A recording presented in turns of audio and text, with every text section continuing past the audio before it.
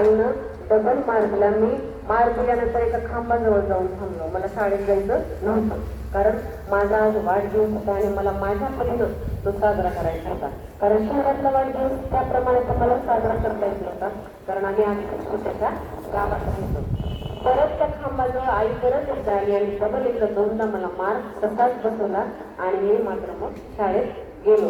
तर त्या आठवणीमध्ये तो जो सायकलचा ताफा येत होता, 5-7 मित्र माझे येत होते, ते माझ्याजवळ तोपर्यंत आले आणि त्यांनी मला खरोखरच माझ्या वाढदिवसामुळेच हे आले हा माझा अंदाज खरा ठरला. आणि त्या मित्रांनी मला असं सांगितलं की मला आज पार्टी पाहिजे. मग माझ्याकडे तर पैसे नव्हते, पार्टी तर द्यायची इच्छा होती. मग जेवढ्या पैशांमध्ये जशी पार्टी होती तशी देऊया असं ठरवलं आणि एका ढाब्यावर मला मित्रांनी घेऊन गेले. आणि ते मित्र एवढे चांगले होते की त्यांनी मला पैसे देऊ दिले नाही. त्यांनी सगळ्यांनीच कॉन्ट्रिब्युशन केलं, वर्गणी केली आणि त्या मित्रांनीच मला जेवायला घातलं. असे माझे मित्र मी काही दिवसांमध्ये म्हणजे ह्यांच्या कॉलेजच्या दिवसांमध्ये मी एवढं चांगले मित्र कमवले होते की ते माझ्या जीवाभावाचे मित्र होते. आणि त्यांनी मला पुढच्याही प्रवासामध्ये खूप सारी मदत केली. त्या एका सांगली डॉक्टरांकडे कंपाऊंडर म्हणून काम करत असताना ज्या नितीन नावाच्या मित्रांनी माझ्यासोबत CEFL कॉलेजचा जो फॉर्म भरला होता, त्याचा तेवढा अभ्यास माझ्यासारखा वाटत नव्हता आणि तो माझ्यासारखा असा गांभीर्याने अभ्यास करताना कधीच दिसला नाही. आणि कदाचित त्यामुळेच त्याचा त्या लखनौच्या कॉलेजला नंबर लागलेला नसावा. लखनौला जाण्यासाठी अगदी 8 दिवस होते आणि आईला मी सांगितलं की मी या दिवशी या तारखेला लखनौसाठी निघणार आहे. मग आईनं माझी तयारी चालू केली. एक मोठी बॅग आणि पाठीला सॅक अशा 2च बॅगा मी घेऊन निघणार होतो. परत कधी येईल ह्याची मला शाश्वती नव्हती किंवा मला ती तारीख ते वर्ष मला माहीत नव्हतं. मी जाणार होतो असा की माझ्या सगळ्या कुटुंबाला सोडून. वडील तर कायमच गेले होते, पण आई आणि भाऊ आणि बहिणीला सोडून जाणार होतो. पण जिद्द होती मनामध्ये की काहीतरी घराला सोडून जायचं, पण काहीतरी करून दाखवायचं. मग आईने काय केलं, ज्या दिवशी मी जाणार होतो त्या आदल्या दिवशी गुळाच्या काही दसम्या 4 दिवस पुरतील अशा दसम्या मला करून दिल्या. बटाट्याची भाजी दिली आणि शेंगदाण्याचा लाल तिखट, आपण चटणी म्हणतो तर लेखकाने पुस्तकामध्ये शेंगदाण्याचा लाल तिखट हा शब्द वापरला. मग ह्या 4-5 गोष्टी आईने बांधून दिल्या. आम्ही धुळ्याच्या बस स्टँडला पोहोचलो. भाऊ मला तिथे पोहोचवायला आला, आई पोहोचवायला आली. मी धुळ्याच्या बस स्टँडमध्ये गेलो, बसमध्ये बसलो आणि खिडकीतून बाहेर बघतोय तर आईचे डोळे पाण्याने भरले. आईला माहित होतं की घरात चाललाय, पण परत कधीही मला माहित नाही. भावाच्या चेहऱ्यावर, माझ्या चेहऱ्यावर कसलाही आम्ही कधी आनंद झाला असला तर आम्ही चेहऱ्यावर दाखवायचो नाही, दुःख झाला असला तर आम्ही दोघंही चेहऱ्यावर दाखवायचो नाही. पण आईचे डोळे मात्र मला पाण्याने भरलेले. नकळत माझी मुलं बघून आलं. अशीच धुळ्याच्या बस स्टँडमधून बस बाहेर पडत होती आणि बाहेर पडत असताना मात्र माझे अश्रू मला अनावर झाले नाही. कारण मला हा परिसर, हा खिडकीतून दिसणारा जो देखावा मला खूप वर्षांनी, किती वर्ष मी बाहेर राहणार माझं मला ठाऊक नव्हतं. आणि बाहेर जे दिसत होतं धोतर घातलेली माणसं, इकडच्या बाजूला दिसत होतं काही राबणाऱ्या शेतातल्या बायका, हे दृश्य मला कदाचित खूप वर्षांनी दिसेल किंवा दिसणार नाही. कारण माझा प्रवास हा खूप लांबचा होता हे मला कळून आलं. धुळ्याची बस भुसावळला पोहोचणार होती आणि पोहोचण्यासाठी 5-6 तास लागणार होते आणि तिथून लखनौ एक्सप्रेस ट्रेन मी पकडणार होते. धुळ्याची बस भुसावळला पोहोचली आणि तिथून मात्र मला ट्रेन मिळाली आणि ट्रेनमध्ये बसलो. आईने दिलेल्या त्या 2 दसम्या मी खाल्ल्या आणि माझ्यासोबतचा जेही काही कॉलेजचा मित्र मलाही तिथे म्हणजे आकस्मिक भेटला, त्यालाही मी 1 दसमी दिली आणि आमचा प्रवास सुरू झाला. प्रवासात विचारांची गर्दीमध्ये खूप झालेला भूतकाळ आठवत होता, वडिलांची आठवण येत होती, आईने केलेले माझ्यासाठीचे प्रयत्न आठवत होते आणि पुढे कसं होईल ह्याची पण थोडीशी चिंता होती. थोडे पैसे सांगली डॉक्टरांकडे गेलो होतो. सांगली डॉक्टरांनी मला काही पैशांची मदत केली होती. डॉक्टर KG पाटील जे कॉलेजचे प्राचार्य होते, ज्यांचा माझ्यावर खूप जीव होता, त्यांनी सुद्धा मला काही पैशांची मदत केली होती. काही थोडेसे पैसे पुढ्यात घेऊन मी लखनौच्या प्रवासाला निघालो होतो. आणि जेव्हा लखनौला उतरलो तेव्हा तिथलं वातावरण म्हणजे माझ्या पुण्यातलं, रावेर गावातलं त्याच्यापेक्षा खूप विरोधाभास होता. लखनौ शहर खूप स्वच्छ, नीटनेटकं, पण उन्हाची तीव्रता एवढी होती की असं जमिनीतून वाफा निघतायत का काय आणि मी बटाटा म्हणून उकडतो की काय अशी एवढी उष्णतेची लाट त्या लखनौमध्ये होती. आणि माझ्याकडे पैसे वाचवायचे होते, पैसे मोजके असल्यामुळं एक बॅग पाठीला अडकवली आणि एक बॅग हातात घेऊन मी मात्र चालत निघालो. प्रत्येक ठिकाणी विचारायचो की CIEFM ह्या कॉलेजचं आणि मोठी महालचा ॲड्रेस विचारायचो, पत्ता विचारत गेलो आणि काही पावलं मोठी महालचं एरिया आणि CEFMचा जो कॅम्पस होता त्या कॅम्पसमध्ये कोणत्याच गेटला वॉचमन होता आणि त्या वॉचमनला मी माझी रिसिप्ट दाखवली आणि त्या रिसिप्टमध्ये माझं नाव होतं आणि ह्या रिसिप्टमध्ये माझं ॲडमिशन आहे असं तिथे उल्लेख केलेला होता. आणि मग मात्र वॉचमॅनने मला आत सोडलं आणि वॉचमॅनने मला 121 नंबरच्या खोलीची लॉकची चावी दिली. किती नंबर होता त्यांच्या खोलीचा? 121. आणि असं धन्य वाटलं म्हणजे कारण माझ्या हक्काची एक खोली जिथे मी भरपूर अभ्यास करणार होतो, जिथे मी माझं पुढचं भविष्य मी ठरवणार होतो आणि एक हक्काची खोली मला आज मिळाली होती. त्यामुळे मला एक वेगळं समाधान लाभलं होतं.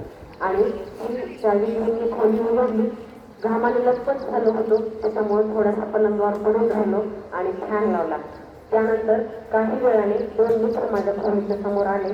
ते UPSC आणि MPSCची परीक्षेची तयारी करत होते.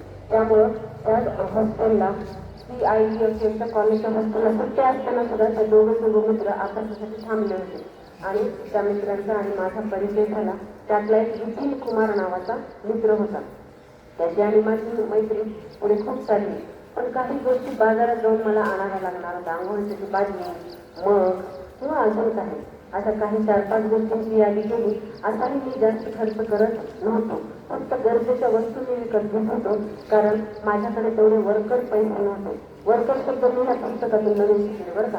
वर्कर म्हणजे पुरेसा, म्हणजे जास्त पैसे मला नव्हते. पुरण्यापेक्षा सुद्धा कमी पैसे असल्यामुळे मी अगदी मोजक्या गोष्टींवर खर्च करायला शिकलो होतो त्या वयामध्ये. त्यामुळे लागणाऱ्या गोष्टी बाजारातून आणल्या. मेस कुठे आहे, जेवणाचा एरिया कुठं आहे, या कॉलेजचा कॅम्पस कुठे आहे, कॉलेज कुठे आहे, तर त्याच दिवशी सगळा फिरून मी अभ्यास करून घेतला. काही मित्रांनी मला त्यामध्ये मदत केली आणि माझं कॉलेज 8 दिवसांनी चालू होणार होतं. पण माझा अभ्यास मात्र कधीच थांबला नाही.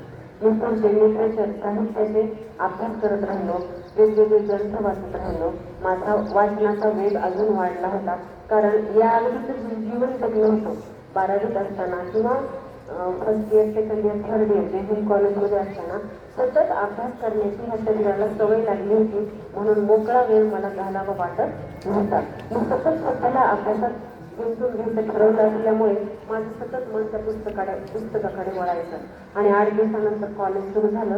बऱ्यापैकी बऱ्याच मित्रांची मला ओळख सुरू झाली होती. आणि कॉलेज सुरू झाल्यानंतर काही कॉलेजमध्ये लेक्चरर असे होते की खूप रटाळ शिकवायचे आणि ते रटाळ शिकवणं मला आवडायचं नाही. मग मी असं ठरवलं की ह्या वयामध्ये सेल्फ स्टडी, स्वतः केलेला अभ्यास हा खूप महत्त्वाचा असतो. म्हणजे रटाळ शिकवणारे जे लेक्चरर आहेत त्यांच्या तासाला मात्र मी दांडी मारू लागलो.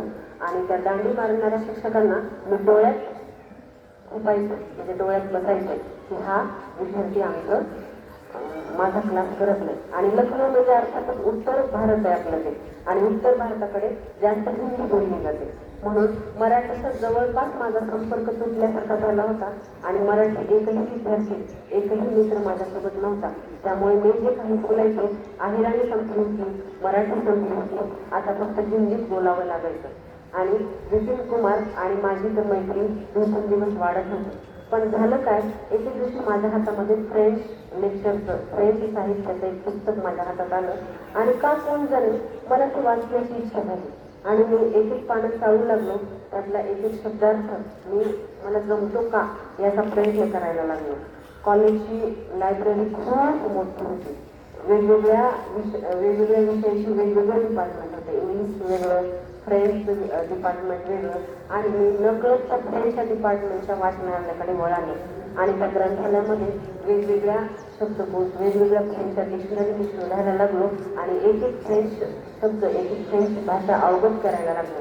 आणि नकळत फ्रेंच भाषा मला सोपी वाटायला लागली. तेव्हा काही मोबाईल नव्हते, पण माझ्याकडे एक छोटा टेप रेकॉर्डर कमरेला अडकून किंवा हातात घेऊन त्याच्यामध्ये कॅसेट टाकून मी ती फ्रेंच भाषा ऐकायला सुरुवात केली. आणि माझा MA इकडचा अभ्यासही माझा चालू होता. पण फावल्या वेळेमध्ये तेव्हा आवड असल्यामुळे मी जास्त फ्रेंच भाषा ऐकायला शिकलो. जर एक शब्द मला अवघड वाटत असेल, 1000 पावलं मी चालत गेलो तर तो शब्द मी 1000 वेळा म्हणायचो, पण तो शब्द समजेपर्यंत म्हणून तयारी करायचो स्वतःची. असं करत करत 1 वर्षाचा फ्रेंचचा सिलेबस मी 3 महिन्यामध्ये कंप्लीट केला होता. कारण मला तशी आवड निर्माण झाली होती आणि एक वेगळी उत्सुकता होती की मला फ्रेंच भाषा शिकायची आहे. आणि असं करत करत 3 महिन्यामध्ये मी फ्रेंच अवगत झालो होतो. पण मला कळेल का आता मला फ्रेंच चांगली येते असं सांगणारं कुणीच नव्हतं तिथं. कारण त्या कॉलेजमध्ये इंग्लिश आणि हिंदी ह्याच गोष्टी शिकवल्या जायच्या किंवा बोलल्या जायच्या. पण फ्रेंच मला एवढं अवघड झालंय, मला तर आत्मविश्वास होता की बऱ्यापैकी मला फ्रेंच येऊ लागलं. पण मला कोण सांगणार आहे की मला चांगलं फ्रेंच येतं. मग काही दिवसांनी विपुल कुमार या मित्रांनी मला एका जुडित या फ्रेंच मुलीची ओळख करून दिली. जुडित नावाची फ्रान्सवरून आलेली, जी दुसऱ्या कॉलेजमध्ये फ्रेंच भाषा शिकवण्यासाठी लेक्चरर म्हणून फ्रान्सच्या गव्हर्नमेंटने तिला भारतात पाठवलं होतं, म्हणजे लखनौला दुसऱ्या कॉलेजमध्ये पाठवलं होतं. आणि जुडितसोबत ओळख झाल्यावर मात्र तिने काही फ्रेंचमध्ये प्रश्न विचारले आणि मी पण तिथे बोलू लागलो. तेव्हा मात्र कळालं की मला फ्रेंच बऱ्यापैकी समजतं पण आणि बोलताही येते. आणि जुडितने माझं कौतुक पण केलं की तू एवढा इंडियन आहे, महाराष्ट्रातून आला, तिथे इंडियन इंग्लिश म्हणजे जास्त जमत नाही मी असं ऐकलंय, तर तू फ्रेंच छान बोलू शकतो. आणि असं करत करत जुडितसोबत पुराची मैत्री काय झाली, कारण मला फ्रेंच भाषा आणखी जास्त अवगत करायची होती, म्हणून मी जुडितसोबत जास्त मैत्री केली. मग एके दिवशी ती आमच्या हॉस्टेलला आली. बॉईजचं हॉस्टेल असून सुद्धा ती मुलगी सरदला भेटायला येते. ती बऱ्याच मुलांना म्हणजे डोळ्यामध्ये सलत होतं, डोळ्यामध्ये त्यांना आवडत नव्हतं की एक फ्रेंच मुलगी आपल्या बॉईज हॉस्टेलमध्ये काय करते. का तर त्यांना मला शरदला वेगवेगळे पुस्तकं घ्यायचे होते फ्रेंच भाषेचे आणि आणखी फ्रेंच भाषा परफेक्ट करायची होती. पण जुडितने तिथे सांगितलं, तू जी फ्रेंच भाषा बोलतो ती फ्रान्समध्ये सध्या बोलली जाते, ती जुनी पुराणी भाषा आहे. आता सध्या बोलणारी जी फ्रेंच भाषा आहे त्याची पुस्तकं मी तुला देते आणि त्यावरून तू तुझी अजून भाषा प्रगल्भ कर, तू अजून तुझी फ्रेंच भाषा चांगली कर. असं त्या जुडितने खूप सहकार्याच्या भावनेने त्याला खूप सारी पुस्तकं दिली आणि मला फार आनंद झाला. त्यामुळं मला अजून नवीन फ्रेंच भाषा शिकायला मिळणार होती. एके दिवशी काय झालं, जुडित आणि मी एका ठिकाणी भेटलो, तेव्हा ती आणखी नवीन साहित्याबद्दल सांगत होती, फ्रेंचमधल्या साहित्याबद्दल. आणि तुला बहुतेक भूक लागली असावी आणि जुडितने मला विचारलं की चल आपण कॉफी प्यायला जाऊया. कॉफीच्या टेबलावर बसलो आणि कॉफीचं मेनू कार्ड आणि जुडितने माझ्यासमोर ठेवलं आणि म्हटलं की हे बघ तुला काय घ्यायचं ते बघ. मग कॉफी घ्यायची म्हटल्यावर मी अशी प्रत्येक गोष्टीची आधी यादी बघितली आणि त्याच्या पुढे अर्थातच मी किंमत बघितली. कारण प्रत्येक गोष्ट किंमतीत मोजायला शिकलो होतो. 1-1 रुपया मला खूप मोठा वाटायला लागला होता. आणि अर्थातच किंमत बघितल्यावर मला त्या कॉफीची किंमत 60 रुपये ही बघून मला माझी आई आठवली. माझी आई दुसऱ्यांच्या शेतामध्ये, कोरडवाहू शेतामध्ये 2 दिवस राबल्यावर तिला 60 रुपये